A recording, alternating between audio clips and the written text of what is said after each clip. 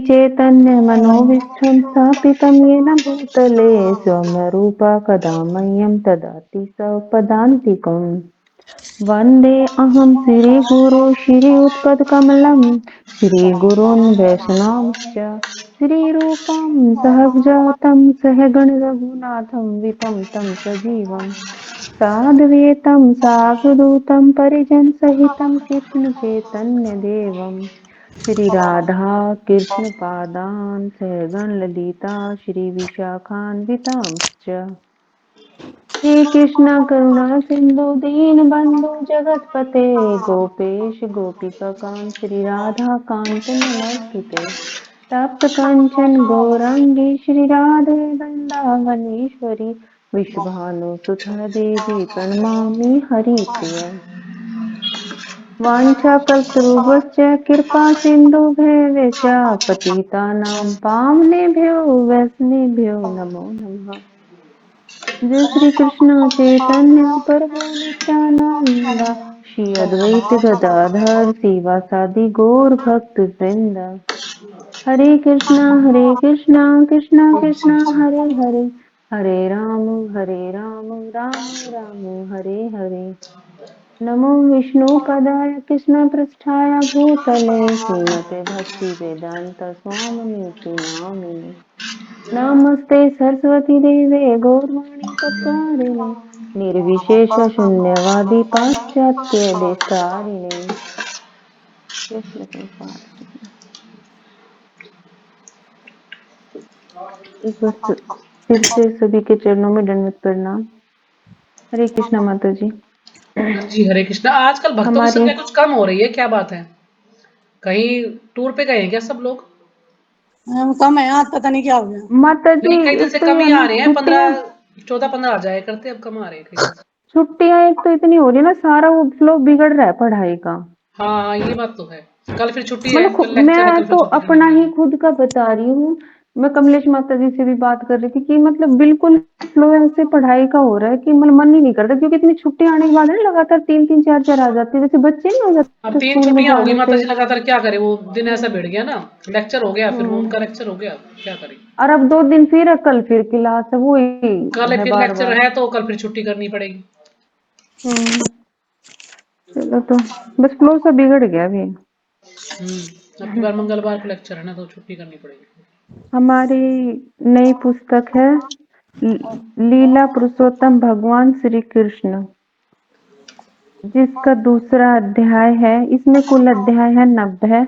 हम दूसरे अध्याय पे हैं। पहला था भगवान श्री कृष्ण का अवतरण और दूसरा है देवताओं द्वारा गर्भस्थ भगवान श्री कृष्ण की स्तुति। भगवान माता जी, मैं कोशिश करती हूँ थोड़ा पढ़ने की, आप देख लेना ऐसा ही है तो स्टोरी सी, पर फिर भी आप संभाल लेना कमांड। तो शुरू करते हैं। कृष्णा माता जी, आपका म्यूट कर लो इसको।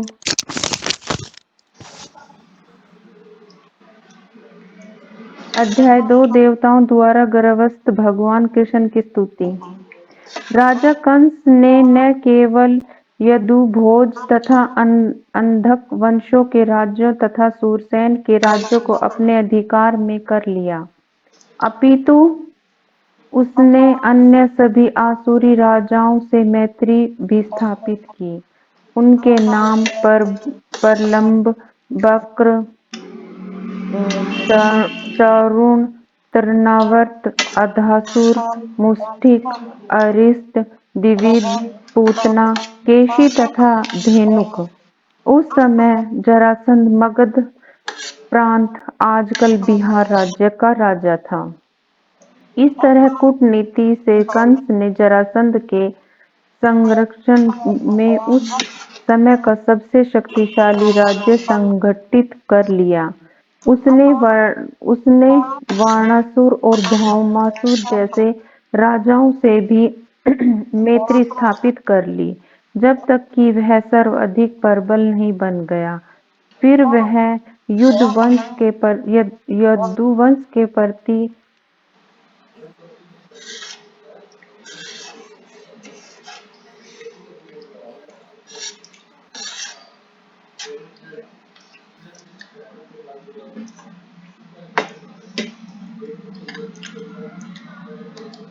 आवाज चली गई माता जी।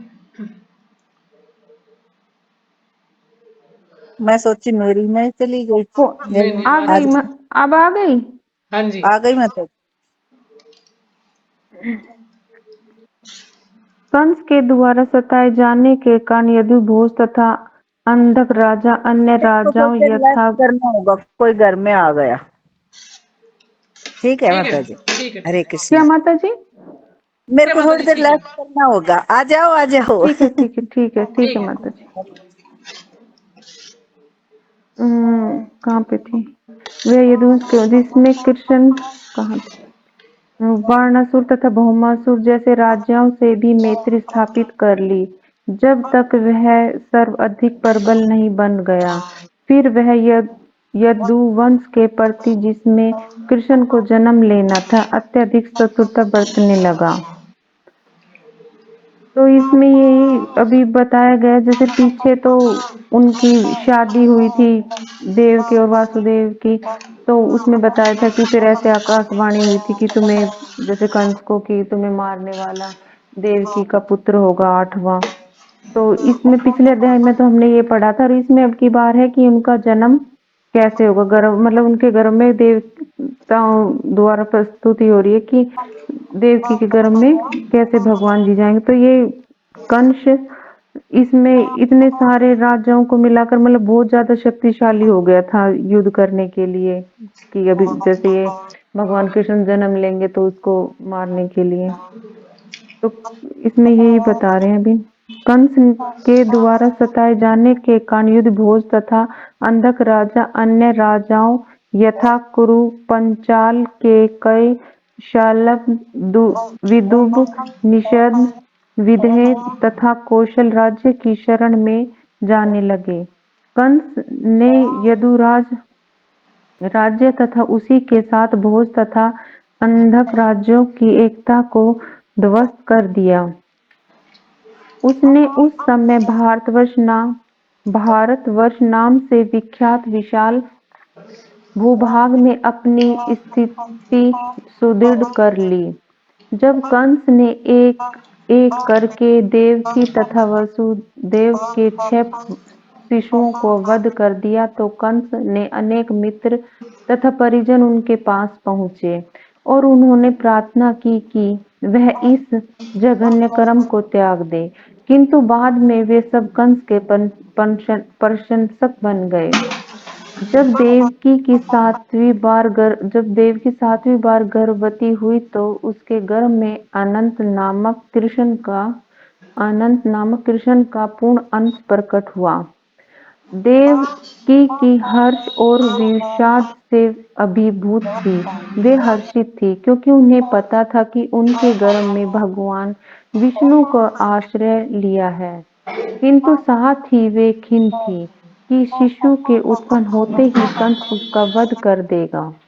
उस समय भगवान श्री कृष्ण ने कंस के द्वारा किए गए अत्याचारों से यदुओं की भयभीत स्थिति पर दयालु होकर अपनी अंतरंगा शक्ति योग माया को प्रकट होने का आदेश दिया।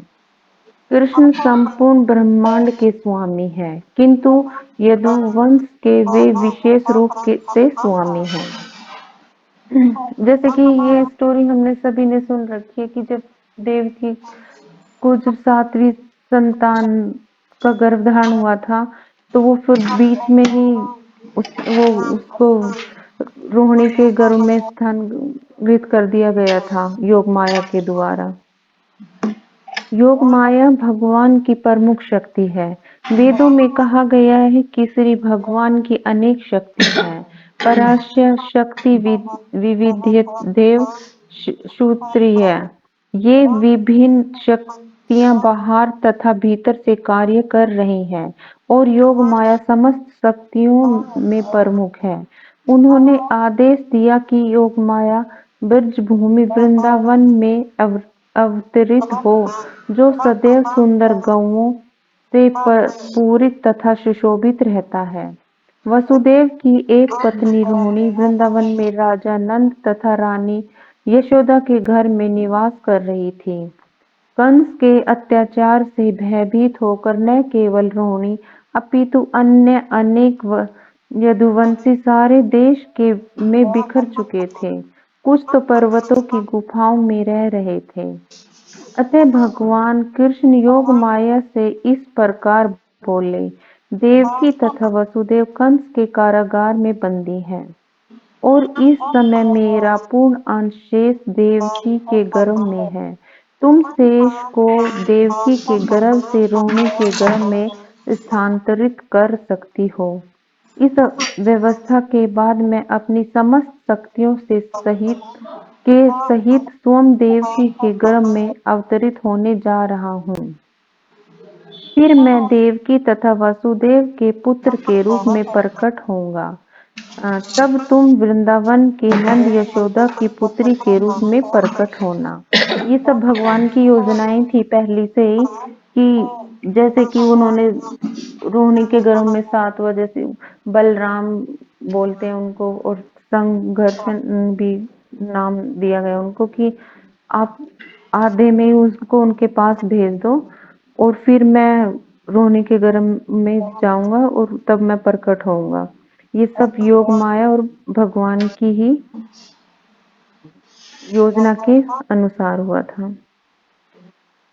चूंकि तुम मेरी है सहभागिनी के रूप में जन्मोगी और चूंकि तुम शीघ्र इंद्रिय तृप्ति की इच्छाओं की पूर्ति करोगे, अतः संसार के सभी लोग सभी प्रकार की मूल्यवान भेंटों तथा अगरबत्ती पुष्प तथा यज्ञ की हवि से तुम्हारी पूजा करेंगे।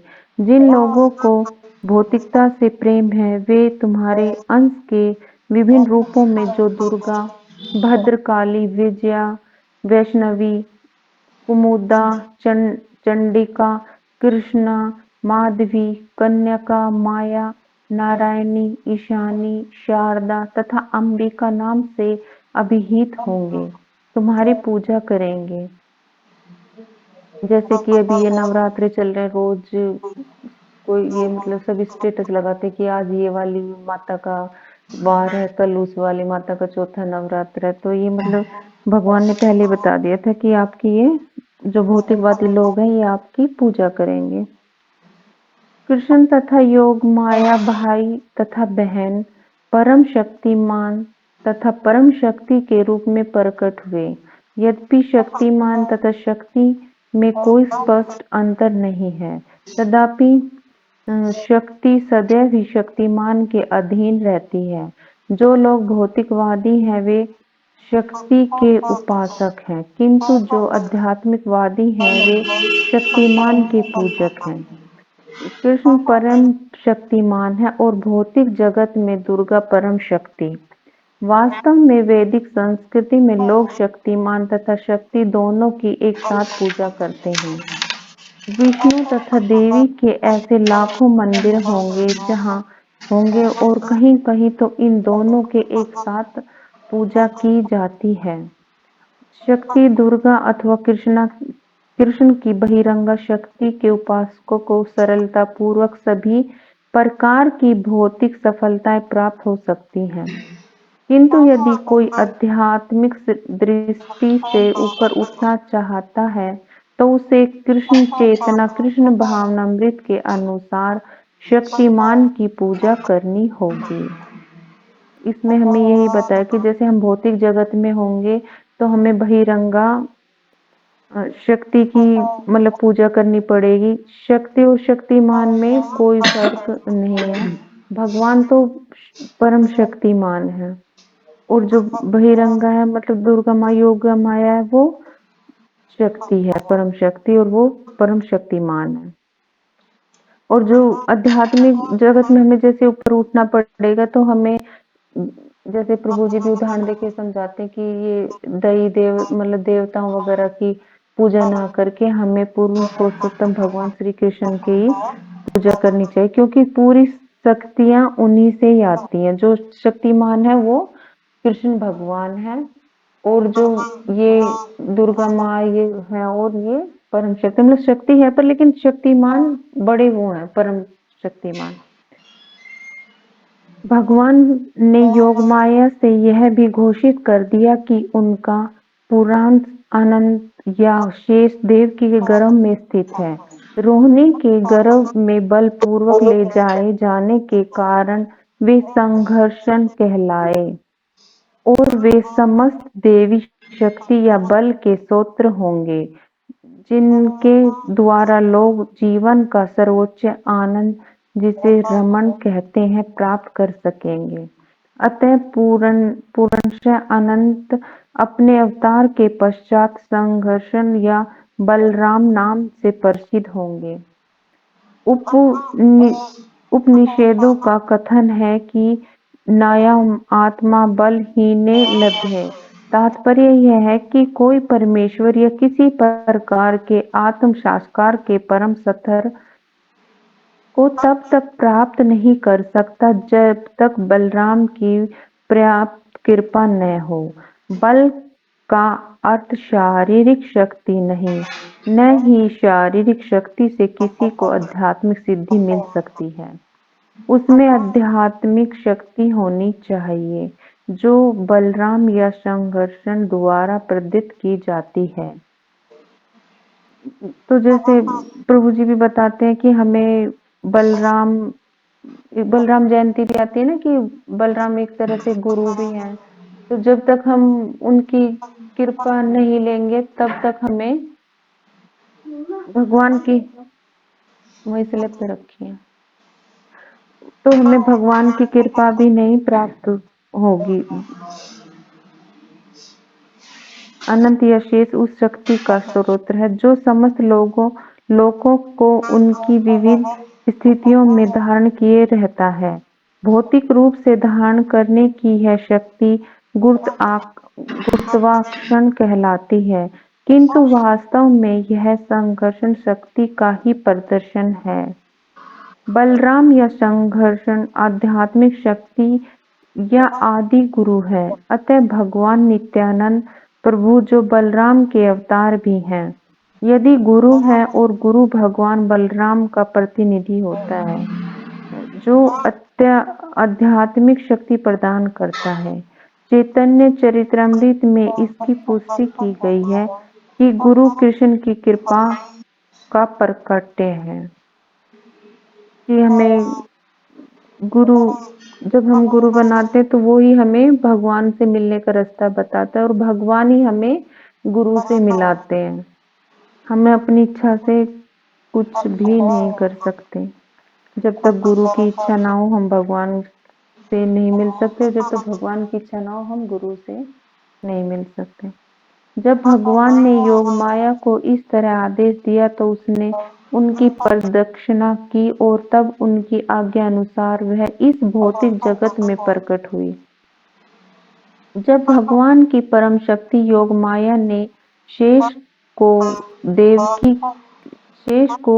देवकी के गर्भ से रोहिणी के गर्भ में स्थानांतरित किया तो वे दोनों ही योग माया के अंश में थी, जिसे योग निद्रा कहते हैं। जब ऐसा हो चुका तो लोगों ने समझा कि देवकी का 7वां गर्भ विनष्ट हो गया है। इस तरह यद्यपि बलराम देवकी के पुत्र के रूप में अवतरित हुए, किंतु रोहिणी के गर्भ में स्थानांतरित किए जाने के कारण उनके पुत्र कहलाए। इस व्यवस्था के बाद अपने निष्काम भक्तों की रक्षा के लिए सदैव तत्पर रहने वाले भगवान श्री कृष्ण ने अपनी पूर्ण अचिंत्य शक्तियां सहित संपूर्ण सृष्टि के स्वामी के रूप में वसुदेव के मन में प्रवेश किया। इस प्रसंग में यह ज्ञातव्य हो गया कि भगवान कृष्ण पहले वसुदेव के निष्काम हृदय में प्रविष्ट हुए और तत्पश्चात देवकी के हृदय में स्थानांतरित हुए। वे देवकी के गर्भ में वीर द्वारा स्थापित नहीं हुए थे।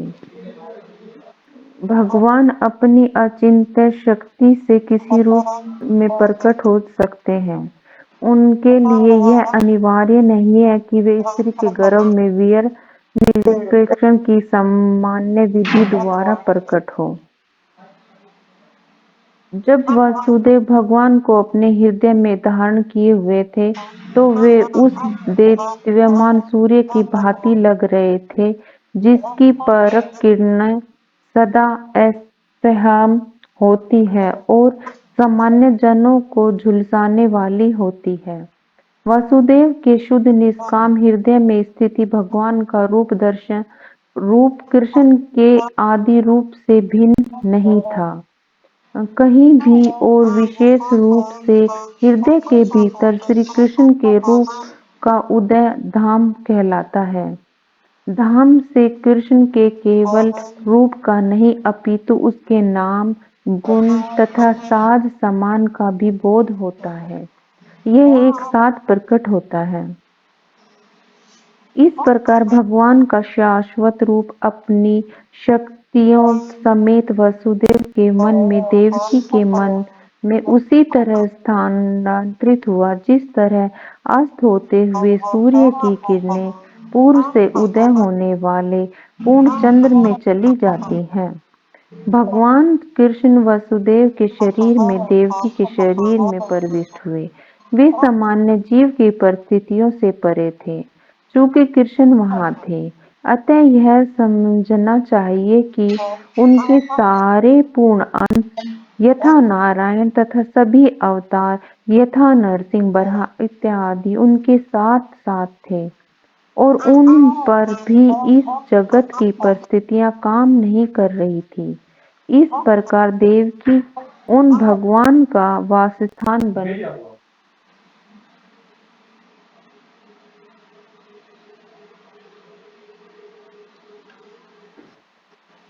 परिस्थितियां काम नहीं कर रही थी। इस प्रकार देवकी की उन भगवान का वास स्थान बन गई जो अद्वितीय है और सारी सृष्टि के कारण है। यद्यपि देवकी की परम सत्य का वास स्थान बन गई किंतु कंस के घर के भीतर होने के कारण वह सीमित अग्नि या दुरुपयुक्त विद्या की भांति दिखाई पड़ती थी। जब अग्नि किसी पात्र में रखी जाती है या किसी बंद घड़े में रखी जाती है तो अग्नि की प्रकाशमान किरणें नहीं दिखाई देती। इसी प्रकार से वह दुष्पयुक्त ज्ञान जिससे सामान्य जनता को लाभ नहीं पहुंचता प्रकाशित नहीं होता। इसी प्रकार देवकी कंस के महल के कारागार की दीवारों के भीतर रखी गई थी जिससे कोई भी उसके उस दिव्य सौंदर्य को देख नहीं सकता था जो उनके गर्भ में भगवान के आने से उत्पन्न हुआ था। इसमें यही बताया कि माता जी कि जब देवकी के गर्भ में भगवान आए थे पहले तो वो वासुदेव के हृदय में आए फिर वो देवकी के वासुदेव भी बिल्कुल ऐसे चमक गए थे एकदम जैसे भगवान उन्होंने प्रवेश किया तो एकदम दिव्य रूप हो गया था और ऐसे ही देवकी का भी हो गया था। और जब कंस ने ये इसमें भी आ गया तो जब कंस ने भी उनको देखा था कि भाई इतनी सुंदर तो मेरी बहन कभी भी नहीं लगी थी जितनी सुंदर अब की बार हो रही क्योंकि उनके अंदर भगवान थे। तो कंस भी ये समझ गया था कि कुछ ना कुछ तो बात है इनके अंदर भगवान आ चुके हैं जो इतनी सुंदर हो चुकी है या विष्णु भगवान और मेरे मारने वाला जन्म ले चुका है मतलब उनके वही सोच रहा था भी आगे आएगा ये। किंतु कंस ने अपनी बहन के इस दिव्य सौंदर्य को देखा और वह तुरंत इस निष्कर्ष पर पहुंचा कि भगवान उसके गर्भ में शरण ले ली है। इसके पहले वह इतनी अधिक सुंदर कभी नहीं लगी थी। वह स्पष्ट रूप से समझ गया था कि देवकी के गर्भ में कोई कौतूहल पूर्वक वस्तु अवश्य है। अतः कंस विचलित हो गया। उसे विश्वास था कि भविष्य में उसका वध करने वाले भगवान का आगमन हो चुका है। कंस सोचने लगा अब देवकी का क्या किया जाए। इसके गर्भ में निश्चित रूप से विष्णु या कृष्ण है अतः यह निश्चित है कि कृष्ण देवताओं का उद्देश्य पूरा करने के लिए आ गए हैं। यदि मैं तुरंत देवकी का वध कर भी दूं तो उसका उद्देश्य विफल नहीं हो सकता। कंस भली भांति जानता था कि विष्णु के उद्देश्य को कोई विफल नहीं कर सकता। कोई भी बुद्धिमान पुरुष जान सकता है कि भगवान के नियमों का अतिक्रमण नहीं किया जा सकता। सारे असुर चाहे कितने भी विघ्न क्यों न डालें, भगवान का उद्देश्य पूरा होकर रहेगा। कंस ने सोचा, यदि इस समय मैं देवकी को मारता हूँ तो विष्णु अपनी परम इच्छा को अधिक तीव्रता से लागू करेगा। देवकी को इस समय मारना सबसे घृणित कार्य होगा, भले ही कोई कितनी भी विषम परिस्थिति में क्यों न हो, किंतु वह अपनी विख्याति नष्ट नहीं करना चाहता। यदि इस समय मैं देवकी को मारता हूँ तो मेरी विख्याति नष्ट हो जाएगी। आखिर देवकी एक अबला है, वह मेरी शरण में है, वह गर्भवती है, और यदि मैं उसे मारता हूँ तो मेरी विख्याति, मेरे जीवन भर के पुण्य का फल सदा मेरे जीवन की अवधि समाप्त हो जाएगी। इसमें देखो, कंस भी ये भी सोच रहा है कि मेरे मारने वाला पैदा हो गया, और वो डर भी रहा है, और नहीं तो वो देवकी को मार सकता।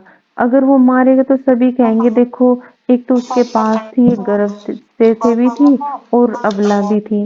अगर वो उसको मारेगा तो उसकी जो पूरी अब तक की पोजीशन थी सारी मतलब नष्ट हो जाएगी, जो उसकी दूर दूर तक विख्याति फैली हुई थी।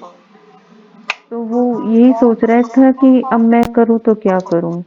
वो इतना डरा हुआ था, क्योंकि कोई भी किसी भी कठिन परिस्थिति में, पर लेकिन अपनी कोई बदनामी मतलब अपना नीचा कोई दिखाना नहीं चाहता ना। तो इसलिए कंस भी ये सोच रहा है कि अब मैं क्या करूँ।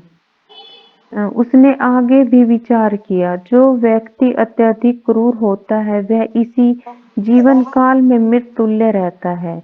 क्रूर पुरुष अपने जीवन काल में किसी का प्रिय नहीं होता, और उसकी मृत्यु के बाद लोग उसे कोसते हैं। अपनी देहात्म बुद्धि के कारण मनुष्य का पतन होता है और नरक के गहनतम भाग में धकेल दिया जाता है। कंस ने उस समय देवकी के वध के पक्ष में और विपक्ष में इस प्रकार विचार किया। अंत में कंस ने देवकी को तुरंत न मारकर परिहार भविष्य की प्रतीक्षा करने का निर्णय लिया, किंतु उसका मन भगवान के प्रति चतुरता से भर गया। वह धैर्य पूर्वक शिशु जन्म की प्रतीक्षा करने लगा, जिससे वह उसका वध कर सके, जैसा कि उसने देवकी के अन्य बालकों के साथ किया था। इस प्रकार भगवान के प्रति चतुरता के सागर में निगम वह बैठते, सोते, चलते फिरते, खाते, काम करते, जीवन की सभी अवस्थाओं में कृष्ण तथा विष्णु के ही विषय में सोचने लगा। उसका मन भगवान के विचार में इतना लीन हो गया कि उसे अपने चारों ओर विष्णु या कृष्ण दिखते। दुर्भाग्यवश यद्यपि उनका मन विष्णु के विचार में इतना लीन था, तथापि वह भक्त नहीं माना जाता, क्योंकि वह कृष्ण को शत्रु के रूप में सोचता था। महान भक्त के मन की दिशा भी ऐसी ही होती है कि वह सदैव कृष्ण में लीन रहता है, किंतु भक्त भगवान के अनुकूल सोचता है, प्रतिकूल नहीं। कृष्ण के अनुकूल सोचना कृष्ण भक्ति है, किंतु कृष्ण के विपरीत सोचना कृष्ण भक्ति नहीं है।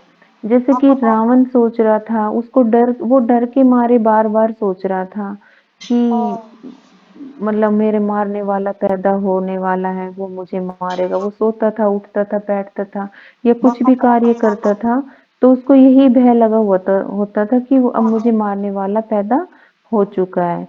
लेकिन जो भक्त होता है वो भगवान के बारे में अनुकूल ही सोचता है कि मेरे को भगवान की सेवा करनी है, मुझे भगवान के लिए भोग बनाना है, मुझे भगवान का श्रृंगार करना है, मुझे भगवान की सेवाएं करनी है। तो भक्त और अभक्त में यही फर्क होता है। जो भगवान के प्रति सोचा जाए वो भक्ति है, जो भगवान के विपरीत सोचा जाए वो भक्ति नहीं है। उस समय ब्रह्मा तथा शिवजी, नारद जैसे ऋषियों तथा अनेक देवताओं के साथ कंस के घर में अदृश्य रूप से प्रकट हुए। वे भक्तों को अत्यंत प्रिय और उनकी कामनाओं को पूर्ण करने वाली चुनी हुई सुस्थितियों से भगवान की प्रार्थना करने लगे। उनके पहले शब्द द्वारा यह घोषणा होती है कि भगवान अपने प्रण के सच्चे होते हैं। जैसा कि भगवत गीता में कहा गया है कि श्री कृष्ण इस भौतिक जगत में पवित्र आत्माओं की रक्षा करने तथा दुष्टों का विनाश करने के लिए अवतरित होते हैं। यही उनका प्रण है। देवता जान गए कि अपने प्रण को पूरा करने के लिए उन्होंने देवकी के गर्भ में वास किया है। देवता परम प्रसन्न थे कि भगवान अपना उद्देश्य पूरा करने के लिए प्रकट हो रहे हैं, अतः उन्होंने उन्हें सत्यम परम कहकर संबोधित किया। माताजी और पढ़ूं क्या? अब कुछ समझाओगे आप? बताओ, कुछ समझाना है इसमें? माताजी आपका म्यूट है।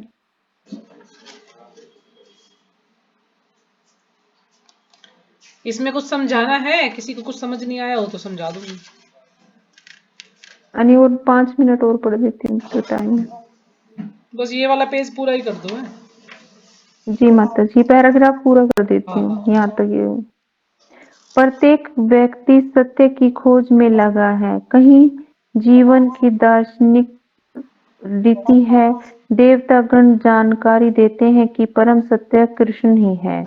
जो पूर्णतः कृष्ण भावना भावित हो जाते हैं वह परम सत्य को प्राप्त कर सकता है।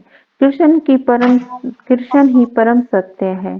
शाश्वत काल की 3 अवस्थाओं में सत्य है, सापेक्ष सत्य नहीं। काल भूत, वर्तमान तथा भविष्य में विभाजित है।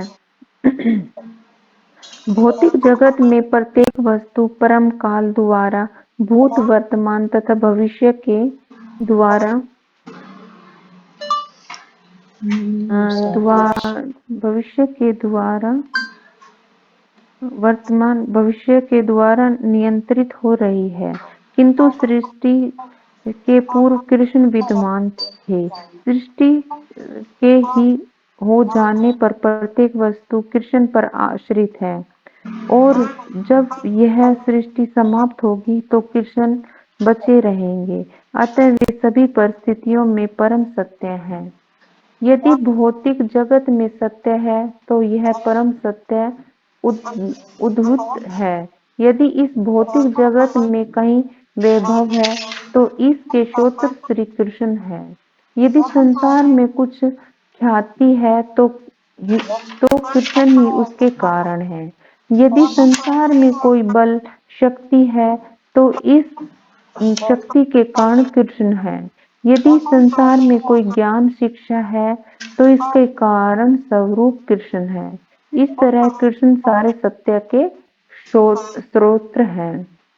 यही भौतिक जगत में 5 प्रमुख तत्वों पृथ्वी, जल, अग्नि, वायु तथा आकाश से बना हुआ है और यह सारे तत्व कृष्ण से उद्भूत हैं। भौतिक वैज्ञानिक इन 5 मूल तत्वों को भौतिक सृष्टि का कारण मानते हैं, किंतु ये सारे तत्व अपने स्थूल और सूक्ष्म अवस्थाओं में कृष्ण द्वारा ही उत्पन्न हैं। इस भौतिक जगत में कार्यरत समस्त जीव भी उनकी तटस्थ शक्ति के प्रतिफल हैं। भगवत गीता के 7वें अध्याय में स्पष्ट कहा गया है कि सारा संसार कृष्ण की परा तथा अपरा नामक दो प्रकार की शक्तियों का संयोग है। जीव आत्मा भगवान की पराशक्ति है और निर्जीव भौतिक तत्व अपरा शक्ति है। सुप्ता अवस्था में प्रत्येक वस्तु कृष्ण से में समाहित रहती है। हरे कृष्णा हाँ माता जी, जी, हरे इंटरनेट कृष्ण। करना। ठीक है माता जी। तो आज हमने पढ़ा है कि देवताओं द्वारा गर्भस्थ भगवान श्री कृष्ण की स्तुति। तो श्री कृष्ण के बारे में यहाँ इसमें बता रहे हैं कि जो कंस है, कंस क्या है, भगवान को मारना चाहता था, कि उसे पता था कि 8वां जो पुत्र है देवकी का वो मेरा काल है, मुझे मारेगा। तो वो सोचता था कि मैं पहले ही इसको मार दूं। लेकिन हमने पिछले अध्याय में पढ़ा था कि वासुदेव ने बड़े जो है जानबूझ मतलब इतना चतुराई से अपनी पत्नी की रक्षा की। उनको ये आश्वासन दिया कि नहीं, हम जो भी पुत्र होगा हम तुमको ला करके दे देंगे, तो तुम देवकी को छोड़ दो। तो तब उन्होंने जो है देवकी को छोड़ दिया। तो इस प्रकार से उन्होंने जो उनकी रक्षा की। तो फिर अब आगे इसमें बता रहे हैं कि उनके इतने सारे साथियों के नाम बताए हैं। जिस सारे राक्षस थे आपने सुने भी होंगे, चाणूर है, बक है, प्रलम, तृणाव्रत है ना, घासुर, मुष्टिक, अरिष्ट, द्विद, पूतना, केशी तथा धेनुका।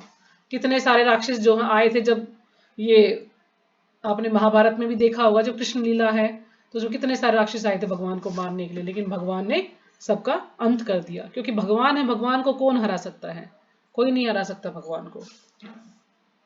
पर इस प्रकार से कुछ राजा थे जो कि वो उनसे दुखी थे, कंस के सताए जाने के कारण। वो भी सब जो है चाहते थे कि वही उनको भी जो है उनको मार दिया जाए। सब उनसे बदला लेना चाहते थे, क्योंकि इतने सारे राजाओं को उन्होंने परेशान कर रखा था। जैसे कि कुरु है, पांचाल, केकय, शाल, विदर्भ, तो सभी जो है इनसे परेशान थे। फिर उन्होंने देवकी के 6 पुत्रों को मार दिया। तो इस कारण से कुछ लोगों ने उन्हें मना भी किया, लेकिन जब नहीं माने तो फिर वो उनके प्रशंसा करने लगे कि हाँ भाई तुमने बहुत अच्छा काम किया। क्योंकि जितने भी राक्षस थे वो उनका और मतलब उनकी तारीफ कर करके उसको बिल्कुल और ऐसा बना दिया कि वो देख ही नहीं पा रहा था कि सही और गलत क्या है। वो तो सोचता था हाँ मैंने बहुत अच्छा कार्य किया है इनको मार करके। फिर जो है उनके गर्भ में जो अनंत शेष आए। तो भगवान ने जो योग माया है, भगवान की शक्ति है, जिसको अंतरंगा शक्ति भी कहते हैं और योग माया भी है। तो कई नाम है अंतरंगा शक्ति के, अंतरंगा शक्ति, श्रीमती राधा रानी और योग माया। तो इस प्रकार से उनको ये भगवान ने आदेश दिया कि आप जो है इसको ये देवकी के गर्भ में जो है मेरा अंश है, तो इसको आप जो है रोहिणी के गर्भ में स्थानांतरित कर दें। तो योग माया ऐसा कार्य कर सकती थी, तो उन्होंने जो है उसको किया। जब बलपूर्वक किसी को हम दूसरे स्थान पर लेकर जाते हैं इसलिए उसका नाम संकर्षण रखा गया। तो बलराम जी का एक नाम संकर्षण है। और बलराम जी जो है आदि गुरु कहे जाते हैं, वो हम सबके गुरु हैं। तो इस प्रकार से वो उन्होंने जो है उसको वहां पर लेके चली गई। फिर भगवान ने उनको ये कहा कि कलयुग में क्या है, यानी भौतिक संसार में तुम्हारी पूजा होगी। किस नाम से? दुर्गा, भद्रकाली, विजया, वैष्णवी, कुमुदा, चंडिका, कृष्ण, माधवी, कन्यका। जैसे कि अब हम देख रहे हैं नवरात्रों में, है ना, अलग अलग नाम है देवियों के। और इस प्रकार से सब लोग जो हैं भौतिक संसार वाले वो इन सब की पूजा करते हैं, व्रत करते हैं। 9 दिन तक व्रत चलता है सबका।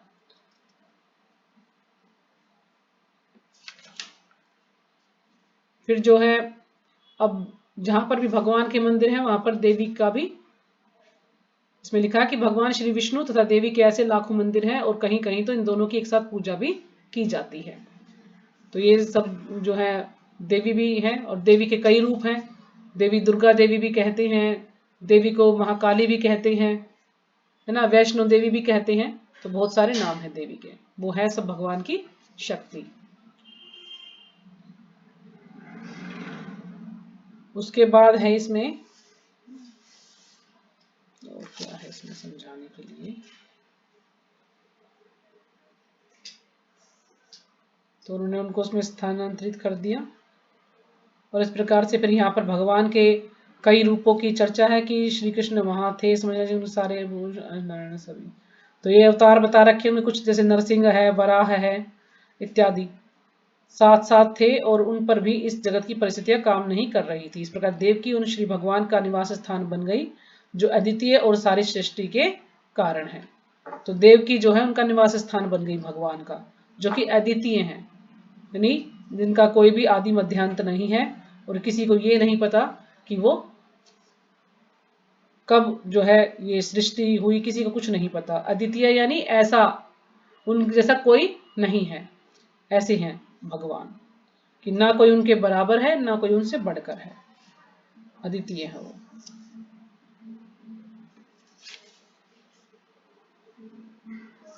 और जब जो है देवकी को जब 8वां पुत्र होने वाला था, भगवान ने प्रवेश किया तो उनका जो है सौंदर्य बहुत ही ज्यादा सुंदर लग रही थी वो। ये देखकर कंस को भी ये शक हुआ था कि इतनी सुंदर तो मेरी बहन कभी नहीं थी जो इतनी सुंदर लग रही है। उनको भी शक हुआ था, लेकिन वो समय का इंतजार कर रहे थे। और जो वासुदेव थे, अब जब भगवान का जन्म हुआ तो क्या किया, भगवान ने उनको सुला दिया।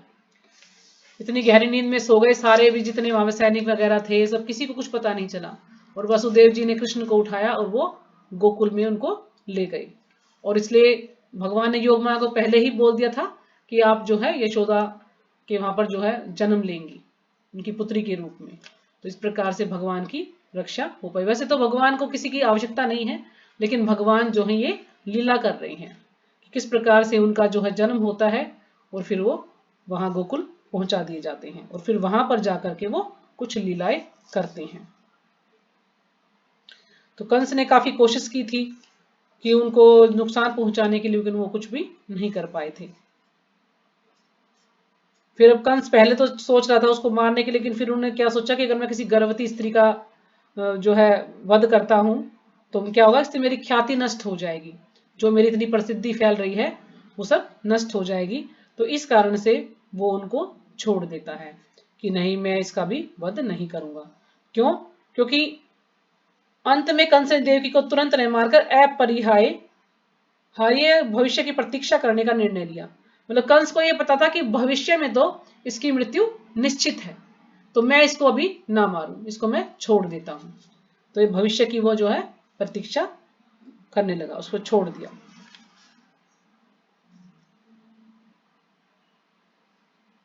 और फिर वो जो है धैर्यपूर्वक शिशु जन्म की प्रतीक्षा करने लगा, जिससे वह उनका वध कर सके, जैसा कि उसने देवकी के अन्य बालकों के साथ किया था। वो चाहता था कि जैसे मैंने और बच्चों की मृत्यु, और बच्चों को मारा है, तो मैं इसको भी मार दूंगा। लेकिन उसको ये नहीं पता था कि भगवान है, अब की बार तुम उनको नहीं मार सकते हो। तो फिर जो है आगे बताया कि ब्रह्मा और शिवजी, नारद जैसे ऋषियों तथा अन्य अनेक देवताओं के साथ कंस के घर में अदृश्य रूप में प्रकट हुए। तो सारे देवी देवता भी जो है कंस के रूप घर में प्रकट हुए, लेकिन अदृश्य रूप में, उनको दिखाई नहीं दे रहे थे वो सब। तो भगवान किस लिए अवतरित हुए हैं? तो श्रीमद् भगवद गीता में बताया है कि भगवान इसलिए अवतरित हुए हैं कि भौतिक जगत में पवित्र आत्माओं की रक्षा करने, दुष्टों का विनाश करने के लिए, यानी भक्तों की रक्षा करने और दुष्टों का विनाश करने के लिए भगवान जो है अवतरित होते हैं हमेशा।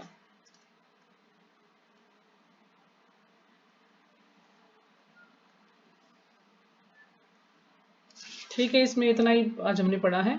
फिर अपरा और परा आप शक्तियों के बारे में जानते ही हैं। एक पराशक्ति, एक अपराशक्ति और एक तटस्था शक्ति। तो जीव क्या है? तटस्था शक्ति है। तो अगर वो परा की तरफ जाता है तो यानी वो भगवान की भक्ति करता है, और यदि वो अपरा की तरफ आता है तो वो इस भौतिक संसार में फंसकर रह जाता है। तो ये है परा और अपरा शक्ति। तो मैंने एक बार परा और अपरा शक्ति का पूरा लिखा हुआ वहां पर भेजा था दूसरे वाले ग्रुप में, तो आप कहें तो मैं आपको भी उसमें भेज दूंगी, आप उसको नोट कर सकते हैं। उसने बड़े अच्छे से समझाया है कि परा, अपरा और तटस्था शक्ति कौन सी है और उनके क्या कार्य हैं, क्या लाभ है, इस प्रकार से पूरा उसमें बता रखा है। अब इससे अगर उसको पढ़ेंगे तो आपको और अच्छे समझ आ जाएगा।